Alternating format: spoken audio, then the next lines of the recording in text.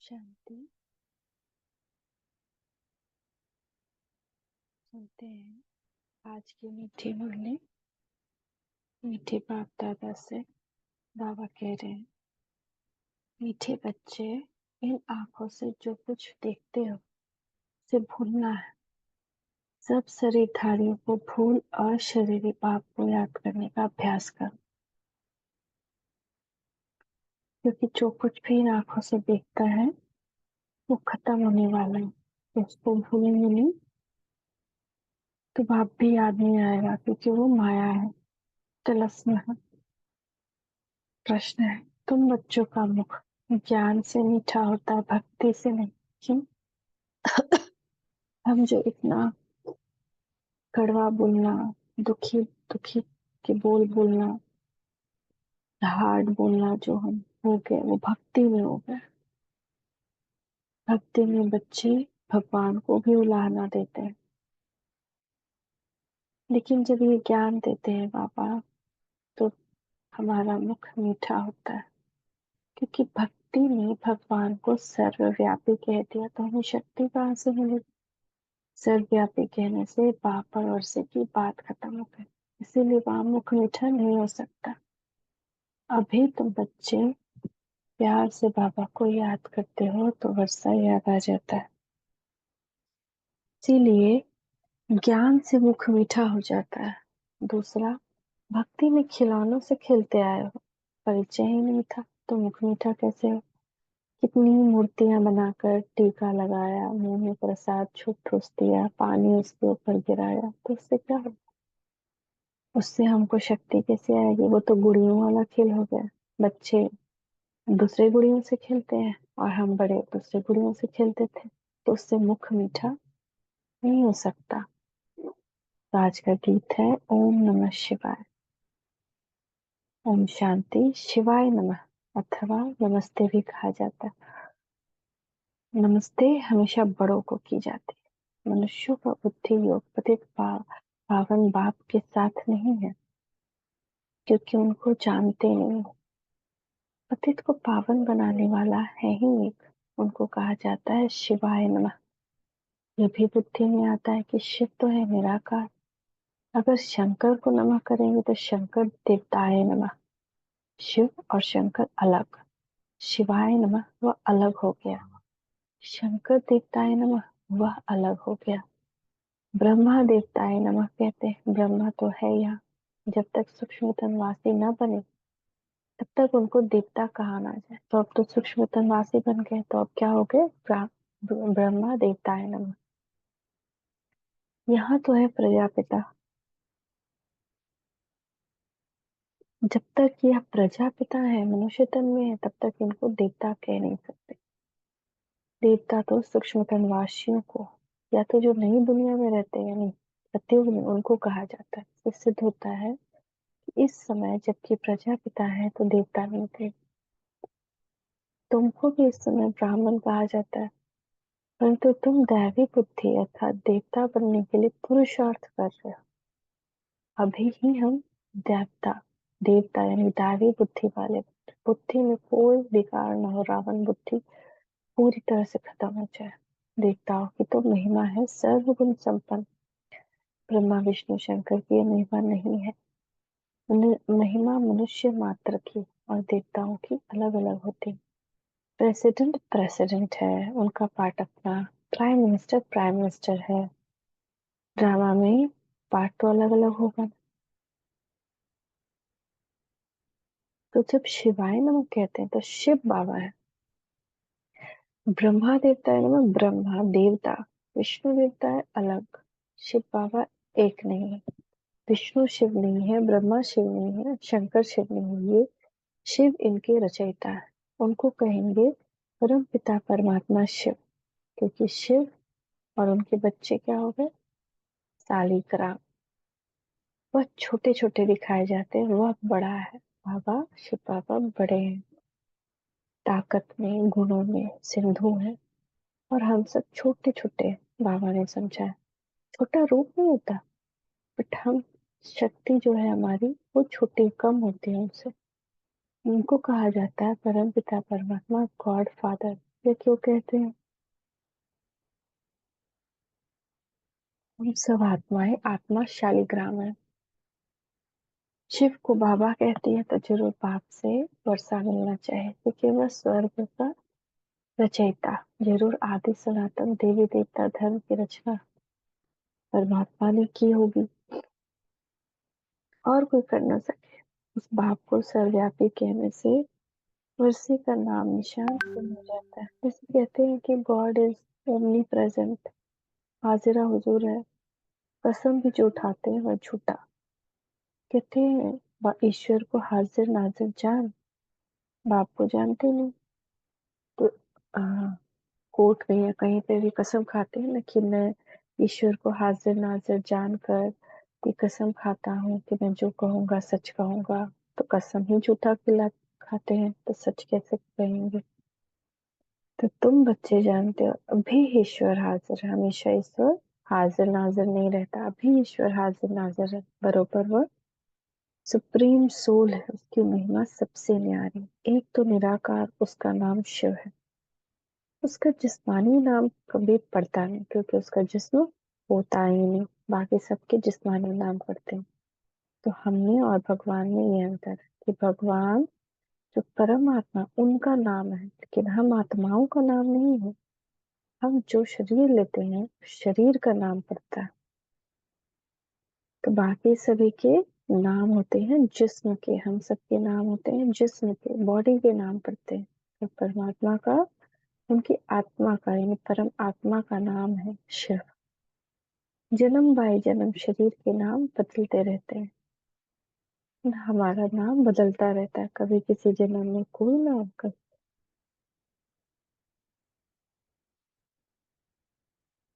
एक जन्म में भी कभी कभी कई नाम हो जाते हैं। बाकी आत्मा तो आत्मा ही है। मनुष्य का नाम बदलता है, आत्मा का कोई नाम नहीं। कहेंगे फलाने का पितृ अथवा श्राद्ध खिलाते तो वह याद आता है। अब जिस्म तो उनका जल जाता है, बाकी रहती आत्मा, तो आत्मा को खिलाते पिलाते। आत्मा को निर्लेप कह न सके, बाप बैठ समझाते हैं। जब कोई शरीर छोड़ते हैं तो शरीर तो खत्म हो गया, फिर किसको खिलाते? भल खिलाएंगे आत्मा को तो भी शरीर में मोह रहता है। यहाँ बाबा कहते कोई के शरीर के साथ मोह नहीं रखो, बिल्कुल नष्टो मोहा बनो। सब शरीरों से बुद्धि को निकालना है। अभी भी हम कितने मोह में हैं। अब इन आंखों से जो देखता है वो भूलना है। बाप सिर्फ कहते हैं मुझे याद करो, मेरा तो शरीर नहीं है, इसलिए डिफिकल्टी होती है। सगाई की अंगूठी पहनाते हैं ना, सगाई होती है किसी से तो क्या करते हैं, अंगूठी पहनाते हैं। अब भगवान तो निराकार है, उसका कोई चित्र नहीं, अंगूठी पहनाई जाती है कि निराकार शिव बाबा को याद करो। तो शिव बाबा को अंगूठी पहनाने का मतलब है कि उनको याद करो। नई बात हो गई ना। मनुष्य मरता है तो समझो वो खत्म हो गया, उसका पितृ किसको खिलाते हैं? जरूर आत्मा आएगी। संस्कार आत्मा ले जाती है, ये खारा या मीठा किसने कहा? आत्मा कहती है। मेरी जुबान को कड़वा लगा, मेरे कान बह रहे हैं, मेरे माथे में दर्द है, ये कहने वाला कौन? मनुष्य भूल गए। बाप समझाते आत्मा ही दुख सुख भोगती है, अभोक्ता सिर्फ बाप है। बाप ही बैठ आत्मा का ज्ञान देते हैं, बाकी आत्मा सो परमात्मा कहना। यह बड़े ते बड़ा अज्ञान है। आत्मा और परमात्मा एक नहीं, बहुत अंतर है। सारी दुनिया में कहते हैं परमात्मा सर्वव्यापी है। सर्वव्यापी है, हर एक में है, तो हम ही परमात्मा हो गए, फिर उनको याद करने से क्या फायदा? भक्त उनको याद करते हैं, परंतु उनसे मिलता क्या है ये कोई नहीं जानते। सर्वव्यापी कहने से मिलने की बात ही नहीं उठती। हम सर्वव्यापी भी कहें और उनके दर्शन के लिए अभिलाषी भी रहे, ऐसे कैसे हो सकता है? तो आत्मा सर्वव्यापी, परमात्मा सर्वव्यापी नहीं है। आसुरी मत चलने से मनुष्य नीचे ही गिरते जाते। श्रीमत तो एक बाप की है। आसुरी मत देने वाला है रावण, जिसके मत पर एक दो को दुख देने पड़ते हैं। अब तुम हो ईश्वरीय संप्रदाय के एक दो को सुख देने वाला। बाप है सर्व का सुखदाता।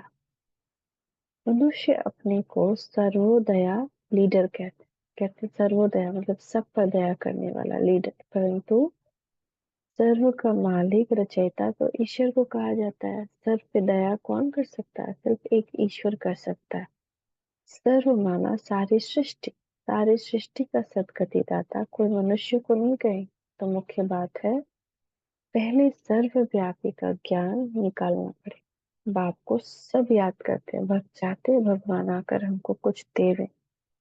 बाप ने जरूर कुछ दिया है। भक्त भगवान को याद करते हैं क्योंकि कुछ तो किया भगवान ने। ऐसे तो कोई किसी को याद नहीं करेगा। तो ये भूल गए कि भगवान ने किया क्या। भगवान ने हमारी सदगति की थी 5000 वर्ष पहले।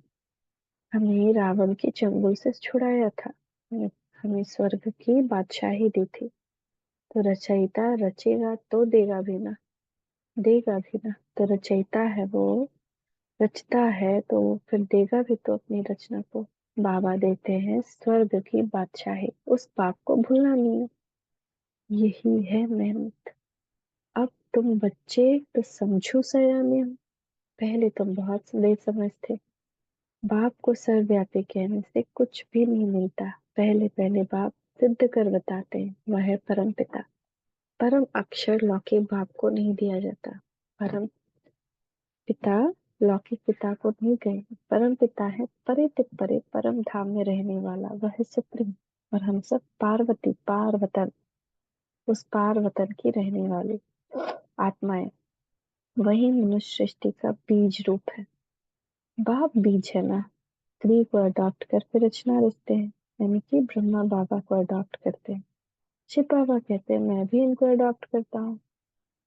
मनुष्य क्या करते हैं कि स्त्री को अडॉप्ट कर रचना करते हैं, यानी कि आत्माएं शादी करती है फिर रचना करती है, बच्चे होते हैं। तो यहाँ पे परम पिता परमात्मा भी ब्रह्मा बाबा को अडॉप्ट करते हैं। वह है कुख वंशावली, यह है मुख वंशावली। ये ब्रह्मा मेरी स्त्री है परंतु चोला तो पुरुष का है, मैं इनको अडॉप्ट करता हूँ। तो अगर परमात्मा पुरुष है तो आत्मा स्त्री है, परमात्मा साजन है तो आत्माएं सजनिया है। लेकिन जब हम बॉडी का बात कर, आत्मा बॉडी को कंपेयर करें तो आत्मा पुरुष है और ये जो बॉडी प्रकृति ये स्त्री हो गई। तो पुल्लिंग स्त्रीलिंग का ये जो है समझना, कंपेयर किस कौन किसके साथ खड़ा है, किसके साथ कंपेयर कर रहे हैं, उस रिस्पेक्ट में ये पुल्लिंग और स्त्रीलिंग भाव बदल जाता है। आत्मा पुल्लिंग हो जाती है, प्रकृति ये देह स्त्री। लेकिन परमात्मा से कंपेयर कर रहे हैं तो वो परमात्मा एक पुल्लिंग हो गया और सभी आत्मा स्त्रीलिंग में आएंगी। इसीलिए जब ब्रह्मा को अडॉप्ट करते हैं तो उनको स्त्रीलिंग के रूप में बता रहे हैं कि ये मैं पिता हो गया, ये माता हो गई, ये स्त्री हो गई। तो ऐसे बता, तो ये है मुख वंशावली, इसमें कुछ भी अपवित्रता नहीं। इनके मुख से तुमको जन्म देता हूँ, तो हमारा जन्म इनके मुख के द्वारा हुआ, इस ज्ञान के द्वारा हुआ। तो हम क्या हो गए? ब्रह्मा मुख वंशावली, शिव कुलभूषण ब्रह्मा मुख वंशावली। शिव बाबा के बच्चे तो हैं परंतु शिव बाबा ने ब्रह्मा द्वारा नया जन्म दिया। जब ज्ञान आता है तो नया जन्म होता है ना। कहते हो तुम माता पिता, वह तो निराकार है, माता कैसे हो सकती है? इसमें बहुत सूक्ष्म समझने की बुद्धि चाहिए। बाप को कहा है रचयिता, तो वह क्रिएट कैसे करे? जगदम्बा सरस्वती जिसको कहते हैं वो तो ब्रह्मा की बेटी मुखवंशावली गाई गई है। अब माता उनको कहें या इनको, असल रियलिटी में यह माता है, परंतु पुरुष तन में है तो माताओं की चार्ज में इनको कैसे रखा जाए? इसलिए फिर जगत अम्बा सरस्वती निमित्त बनी हुई है। बाप कहते हैं मैं इनकी में प्रवेश कर इनको अडॉप्ट करता हूँ। फिर तुम कहते हो हम ब्रह्मा द्वारा ईश्वर के बच्चे बने। ईश्वर हमारा दादा है ना, ईश्वर हमारा दादा भी। प्रजापिता ब्रह्मा जब हमारा प्रजापिता हो गया तो उनके पिता परम पिता हमारे दादा हो गए। तो ये खेल है ना, ये बात शास्त्रों में नहीं है, ये सब है भक्ति मार्ग के खिलौने। हम लोग जो आज तक खेलते हैं ना शास्त्र, वो भक्ति मार्ग के खिलौने हैं। इसमें कुछ भी सच्चाई नहीं। खिलौनों से मनुष्य का मुख मीठा नहीं होता। यहाँ तो टेम्पटेशन है बाप से वर्षा मिलने की। सर्वव्यापी कहने से किसका भी मुख मीठा नहीं होता। सारी दुनिया में सर्वव्यापी का ही ज्ञान है। इस समय जो बच्चे हैं उन्हों की बुद्धि में हमारी याद है, तो उन्होंने फिर लिख दिया है, मैं सर्वव्यापी हूँ। सभी मनुष्य मुझे याद करते हैं, परंतु जानते नहीं कि अर्थ में कितना फर्क कर दिया। रस्सी को सांप बना दिया है। अब आप कहते हैं मेरे को याद करो और कोई को नहीं।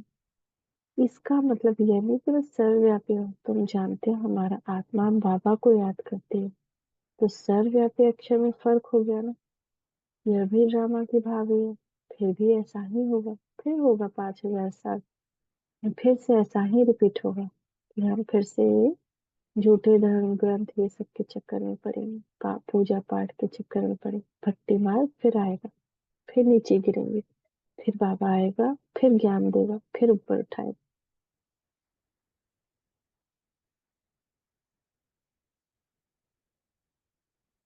होना ही है। इस समय जो एक्चुअली शूट हुआ उसको ड्रामा कहेंगे। तो हमने जो इस सेकंड में कर्म किया, तो हमने क्या किया, अपने कर्मों की कलम से अपना भाग्य बनाया। जो हम अभी कर रहे हैं वही 5,000 वर्ष रिपीट होना है, हर एक जन्म बाय जन्म रिपीट होना है। जैसे हम अगर अभी पढ़ाई नहीं करते हैं, अलबेले बनते हैं, तो जन्म बाय जन्म स्कूल कॉलेज में भी हमारी पढ़ाई अच्छी नहीं रहेगी। हम अगर भगवान से कुछ प्राप्ति नहीं करते हैं, तो जन्म बाय जन्म हमारी भी लौकिकता में भी कोई प्राप्ति नहीं रहेगी। हम अगर भगवान से सारे रिश्ते नहीं बनाते हैं, तो जन्म बाय जन्म भी हमें सभी रिश्तों का सुख नहीं मिलेगा। तो जिस रिश्ते की भी कमी है वो रिश्ता हमारा अधूरा रहेगा। तो इसीलिए यही काल है जब हम कर्म से क्या कर रहे हैं, अपना ही ड्रामा में अपना स्क्रिप्ट लिख रहे हैं कि हमारा भाग्य कैसा हो। हम अगर अभी रोते हैं तो जन्म बाय जन्म हम रोने वाले ही बनेंगे कि घड़ी घड़ी हर सिचुएशन में हमको रोना आएगा, क्रोध आएगा। हम अगर अभी जीत वाले बनते हैं तो जन्म बाय जन्म हम हर सिचुएशन में जीतेंगे। 5,000 वर्ष की कहानी हम अपनी लिख रहे हैं। तो जो कुछ भी शूट हुआ, शूट हो रहा है, 1 सेकेंड बीता, शूट हो गया। जैसे अभी हम ज्ञान सुना रहे हैं, तो जन्म बाय जन्म भी दूसरों को ऐसे ज्ञान सुनाएंगे, कुछ ना कुछ। कॉलेज में चाहे पढ़ाई करवाए, ट्यूशन करवाए, दूसरों को पढ़ाए, ये कैसे भी, मगर ये जरूर होगा कि मेरे पास ऐसा मौका आएगा जब मुझे किसी को ज्ञान बांटने का मौका आएगा। जन्म बाय जन्म हम किसी की सेवा कर रहे हैं, उदार बन रहे हैं, अभी उदार बन रहे हैं, तो जन्म बाय जन्म भी हम क्या रहेंगे, उदार चित रहेंगे, दूसरों को हेल्प करेंगे। तो अभी हम अपनी स्क्रिप्ट लिख रहे हैं। तो जो सूट हुआ वही उसको ड्रामा, अभी जो सूट कर रहा है हो रहा है, हो रहा है, सेकेंड बाय सेकेंड जमा होते जा रहा है। हम क्या कर रहे हैं, अपना व्यर्थ में समय गंवा रहे हैं, तो फिर से व्यर्थ में समय गंवाएंगे।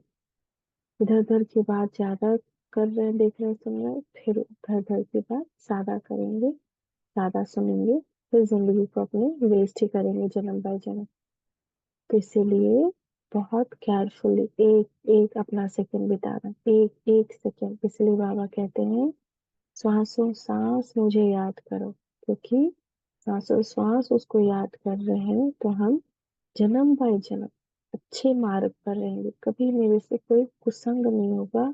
मेरा संग क्या होगा, हमेशा अच्छा होगा, श्रेष्ठ होगा, बड़े बड़े श्रेष्ठ आत्माओं का संग मिलेगा।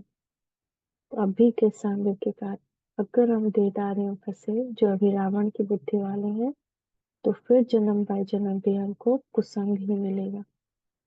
तो हम शूट कर रहे हैं, जो एक्ट चली इस समय, जो एक्ट चली इस समय, ये एक्ट चल रही है, ये शूट हुआ।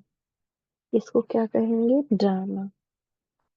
अनादि बनाया बना बनाया ड्रामा। तो अभी जो है वो ड्रामा बना देते हैं, फिर ये चलता रहता है, फिर बनता है, फिर चलता है। तो इसमें कोई फर्क नहीं पड़ सकता है। चित्र आदि सब ड्रामा अनुसार बच्चों द्वारा बनवाए गए हैं। यह खुद कहते हैं, मैं कुछ नहीं जानता था, अब बाप ने दिव्य दृष्टि दी है। कौन कुछ नहीं जानता था, ब्रह्मा बाबा। वो खुद नारायण के बड़े भक्त थे। वो उनको खुद नहीं पता कि वो खुद ही अपनी ही पूजा कर रहे हैं। बाप ने दिव्य दृष्टि दी। दिव्य दृष्टि दाता तो वह है ना, शिव बाबा भगवान है दिव्य दृष्टि दाता। नए नए चित्र बनवाते रहते हैं, तो वो ब्रह्मा बाबा को दिव्य दृष्टि से दिखाते हैं। लक्ष्मी नारायण कैसे थे, स्वर्ग कैसा था, सृष्टि कैसे घूमती है, तो एक एक महीन महीन ज्वेलरी भी लक्ष्मी नारायण के फोटो की देखें, कैसे ज्वेलरी होती है, कैसा लुक होता है, कैसे ड्रेस होते, एक एक महीन से महीन बातें बाबा ने उनको दिव्य दृष्टि द्वारा दिखलाई और उनसे वैसे चित्र बनवाए। ये खुद कहते हैं, हाँ, एक बार बनाया फिर पॉइंट निकलती है तो करेक्ट करना पड़ता है। अरे एक बार बनवाया फिर बाबा कुछ उसमें पॉइंट बताते हैं कि नहीं, इनके मस्तक के पीछे लाइट होगा, डबल ताज होगा, यहाँ यहाँ रत्न जड़ा होगा, सब बाबा बताते हैं, शिव बाबा ब्रह्मा बाबा को, तो फिर करेक्ट करवाते हैं। ब्रह्मा के आगे प्रजापिता अक्षर जरूर लिखना पड़े, नहीं तो मनुष्य समझते नहीं। कहते हैं ब्रह्मा मुखवंशावली तो औलाद हुई ना, ब्रह्मा की औलाद तो ब्राह्मण हुए। तुम बच्चे जानते हो प्रैक्टिकल में हम ब्रह्मा की औलाद शिव के पौत्र हैं।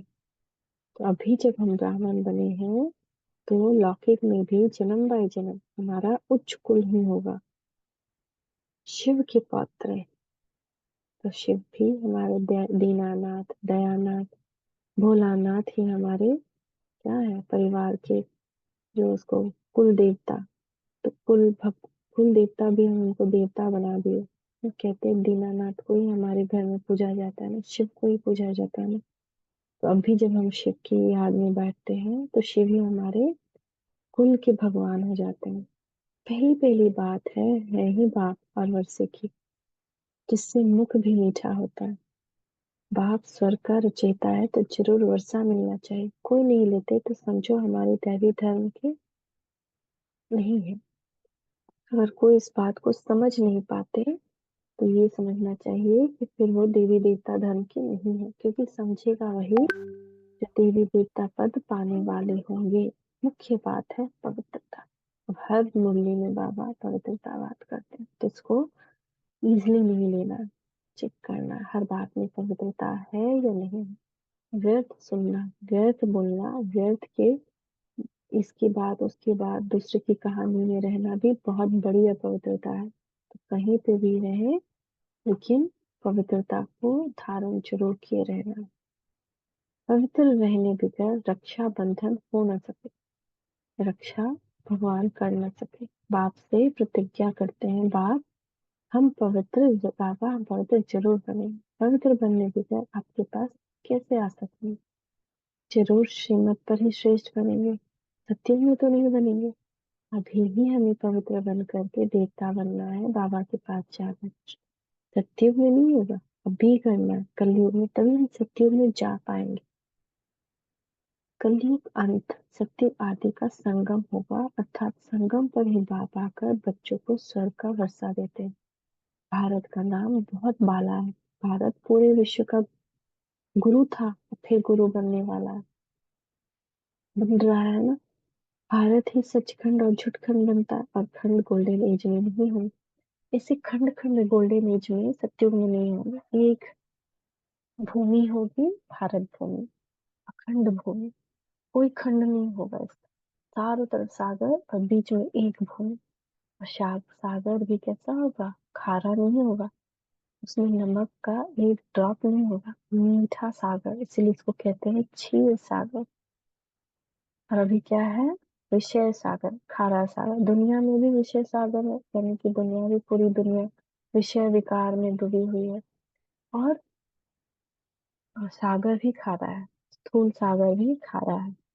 वहां भी कोई विषय सागर है, क्षीर सागर, यानी कि सभी आत्माएं आनंदमय है।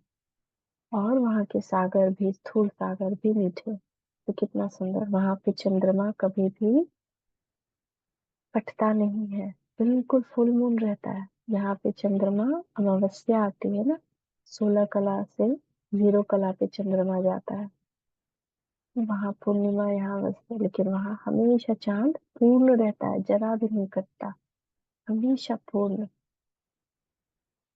यहाँ वहां पे 21 घंटे का रात, 21 घंटे के दिन बराबर, कोई ये नहीं। यहाँ पे देखो कब रात कब दिन और घंटा भी गम गया, फास्ट फास्ट टाइम जा रहा है। तो कितना टाइम हम वहां बिताते हैं, तो कितना सुंदर वहां का वीडियो देखिएगा तो आपको पता चलेगा। तो यह अविनाशी खंड है न भारत। गोल्डन एज में कोई खंड ऐसा नहीं है, क्योंकि अविनाशी बाबा फिर से आया है। तो अविनाशी बाबा बनाएगा वो अविनाशी खंड होगा, टुकड़ा वाला नहीं। धर्म स्थापना की एक्टिविटी जो हुई, कल बात फिर वही चलेगी। कल बात फिर से, क्योंकि बाबा का भी जो रोल है वो शूट हुआ ना, कि बाबा आए, तो वो भी ड्रामा में बंद हो गया, तो वो फिर से होगा। बाप कितना वर्षा देते हैं, मोस्ट बिलवेड बाप है। यह व्यवहार में रहते, वही तुम प्रवृत्ति मार्ग को पवित्र जरूर बनना है। हम प्रवृत्ति मार्ग वालों को ही पवित्र बनना है। हम सन्यासियों से भी ऊपर हैं। सन्यासियों का निवृत्ति मार्ग वालों का धर्म ही अलग है। वैसे और अलग अनेक अनेक धर्म है। वह स्वर्ग में नहीं आएंगे। जो हमारे धर्म के और धर्मों के मिल गए वही निकलेंगे। अब तुमको कितना ज्ञान मिला है, तुम्हारा तीसरा नेत्र खुला है।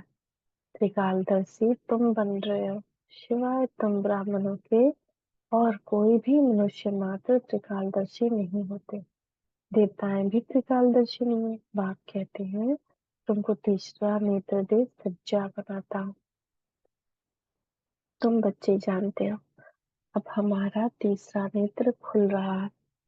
से बाप में सारी सृष्टि के आदि मध्य अंत का ज्ञान है, वैसे हम जो उनके बच्चे, हमको भी बाप द्वारा ज्ञान मिला है। गोया हम मास्टर ज्ञान सागर बन रहे हैं।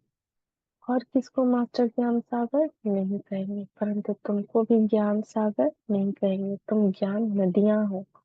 बाकी ऐसे नहीं कि अर्जुन ने तीर मारा और गंगा निकल गई, ना ही गऊ के मुख से पानी निकल आता है, वहां गंगा कहाँ से आएगी। कहाँ तुम दो दो भुजा वाले, कहाँ वो जगत अम्बा को 4 से 6 भुजाएं देते हैं। तुम बच्चों को बहुत कुछ समझाना है। स्थूल भुजा नहीं है, वो तो हमारी शक्तियां हैं, सूक्ष्म शक्तियां, उसको हाथों से दिखा देते हैं। तो ये बातें समझाने की कोई ऐसा नहीं होता जिसकी 4 6 भुजाएं हो। कई बच्चे कहते हैं बाप की याद नहीं रहती, अपने को आत्मा नहीं समझते, घड़ी घड़ी भूल जाते हैं। तो अगर हम भूल जाते हैं तो लौकिक में भी क्या होगा, हम अपने परिवार को, संबंधों को भूल जाएंगे, अलग हो जाएंगे, बिछोह होगा। तो ये बिछोह अभी नहीं करेंगे तो कभी हमें अपने परिवार से, संबंध संपर्क से बिछोह नहीं होगा। बाप को याद नहीं करेंगे तो वर्षा कैसे मिलेगा। तो 5,000 वर्ष का वर्षा है। बाप कहते हैं निरंतर मुझे याद करो तो उसी योग बल से तुम्हारे विकर्म विनाश होंगे।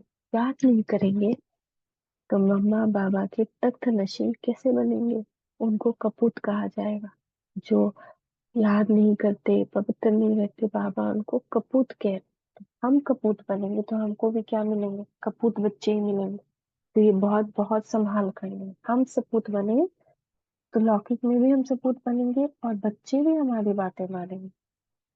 तो हम जितनी भगवान की अवज्ञा करते हैं, लौकिक में भी बच्चे हमारी उतनी ही अवज्ञा करते हैं। हर जन्म, एक जन्म की बात नहीं, हर जन्म वही रिपीट होगा। हमने आज अवज्ञा की तो 5,000 वर्ष हम भी दूसरों की अवज्ञा करेंगे, दूसरे भी हमारी अवज्ञा करेंगे। तो ये हम अपनी जीवन कहानी लिख रहे हैं अभी।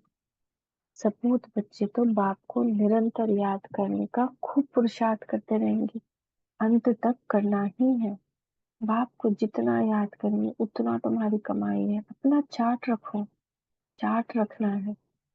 जो ओटे सो अर्जुन, हम ही अर्जुन हैं, हमको ही ये पुरुषार्थ करना है। उन्हीं को वारिस कहा जाता है। अच्छा, मीठे मीठे लते रूहानी बच्चों प्रति माता पिता बाप दादा का याद प्यार गुड मॉर्निंग। रूहानी बाप के रूहानी बच्चों को नमस्ते।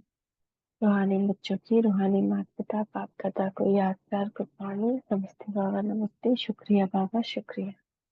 धारणा के लिए मुख्य सार। पहला, ईश्वरीय मत पर दूतों को सुख देना है, किसी को भी दुख नहीं देना है, बाप समान सुखदाता बनना है। सेकेंड, इन शरीरों से मोह निकाल, नष्टो मोहा बनना है। सपूत बच्चा बन निरंतर बाप को याद करने का पुरुषार्थ करना है। वरदान, हंस आसन पर बैठ हर कार्य करने वाले सफलता मूर्त विशेष आत्मा भव। सरस्वती को हंस पे दिखाया जाता है ना, तो हंस पर बैठना माना कि हर निर्णय शक्ति हमारी श्रेष्ठ हो जाती है। उसमें क्या होगा कि बुद्धि हमारी अच्छे निर्णय, स्नेह और शक्ति से आत्माओं को लौकिक कार्य भी करेगी। तो जो बच्चे आसन पर बैठकर, हंस आसन पर बैठकर हर कार्य करते हैं, उनकी निर्णय शक्ति श्रेष्ठ हो जाती है। मैं होली हंस आत्मा हूँ, इस आसन पर, इस स्वमान पर बैठ जाना है। मैं होली हंस आत्मा हूँ। इससे निर्णय शक्ति श्रेष्ठ हो जाती है, इसलिए जो भी कार्य करेंगे उसमें विशेषता समाई हुई होगी। जैसे कुर्सी पर बैठकर कार्य करते हो, वैसे बुद्धि इस हंस आसन पर बैठी रहे, तो लौकिक कार्य से भी आत्माओं को स्नेह और शक्ति मिलती रहेगी। हर कार्य सहज ही सफल होता रहेगा और स्वयं को हंस आसन पर विराजमान विशेष आत्मा समझ कोई भी कार्य करो तो सफलता मूर्त बनो, और सफलता मूर्त बनो, सफलता ही सफलता होगी।